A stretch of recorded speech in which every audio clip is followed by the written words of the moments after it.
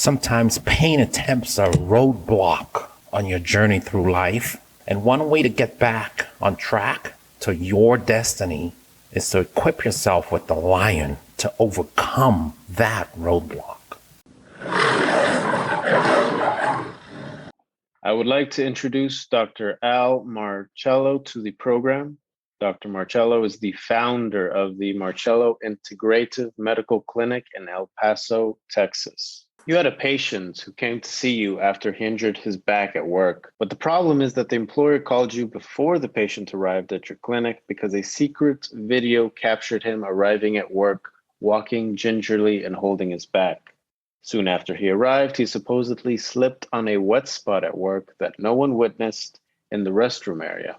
When the patient arrived, he complained of pain in the lower back that he states occurred at work shortly after arriving at work that day. You did your assessment, as you usually do, but you informed him that his story makes no sense, and so you will not be able to assign it as work-related. The patient then asked you about the best approach he can take to address his pain. But before we get into your approach to his pain and the pain of people like him, we hear these days about the mind-body connection as it relates to pain. Can you talk about that? Yes, we're learning more about how the mind and body interact in regards to pain.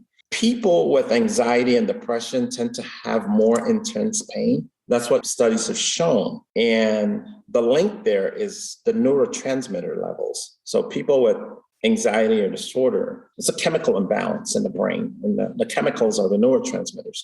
And so we see those people have more intense pain and less relief from pain intervention. And people should realize that anxiety doubles your risk for chronic pain, and depression leads to a threefold risk of chronic pain. So those two psychiatric conditions can cause your pain to increase and they threaten you with going in the direction of developing chronic pain down the road. Lack of sleep also lowers the pain threshold. So, I like to discuss with patients what their moods are like, if do they have a history of being treated for anxiety or depression. I also like to discuss with patients what their sleep habits are. Are they getting enough sleep? Or do they have a history of sleep apnea? Do they have loud snoring at night? And usually, when you can tie these factors together, you have a better chance of addressing the underlying issues that's affecting a patient. Because if you just address the pain and you are not able to pick up on the insomnia or lack of sleep or the underlying depression or an anxiety, you can have someone who's pretty much on their way to chronic pain, and it becomes so frustrating for everyone involved. So these understanding have armed us with better comprehension, better understanding of the pain problem, and allows us to use more tools to address people's pain more effectively. And we can get into that more down the road. Now, when it comes to back pain, you always preach about the red flags. What are those?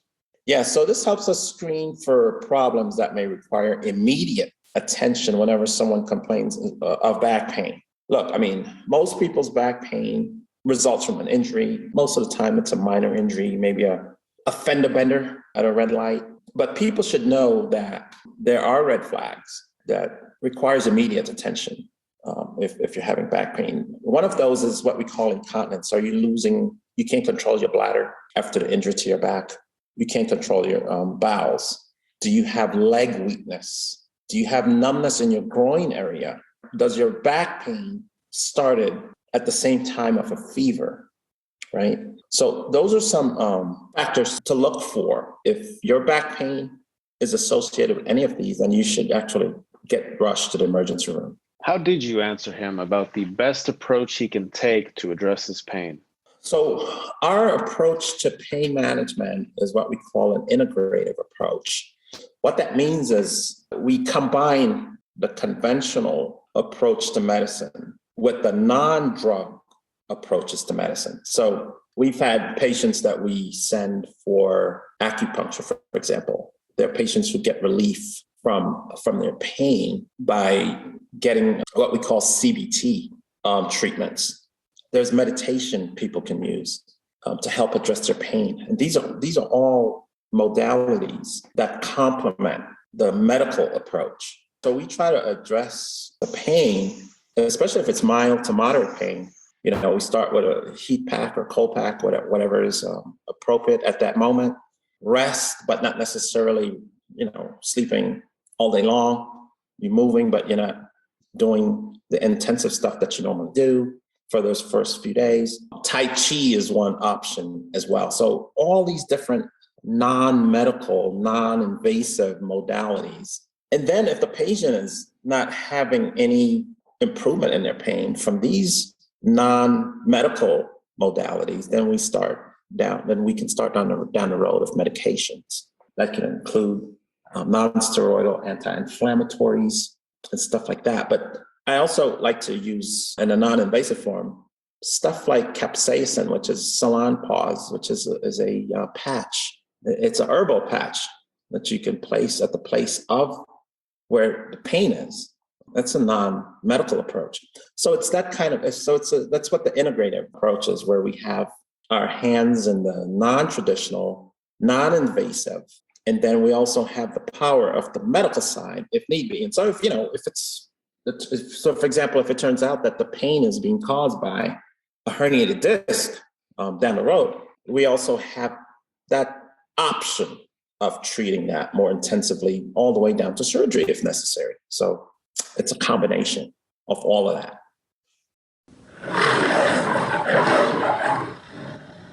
Sometimes pain attempts a roadblock on your journey through life.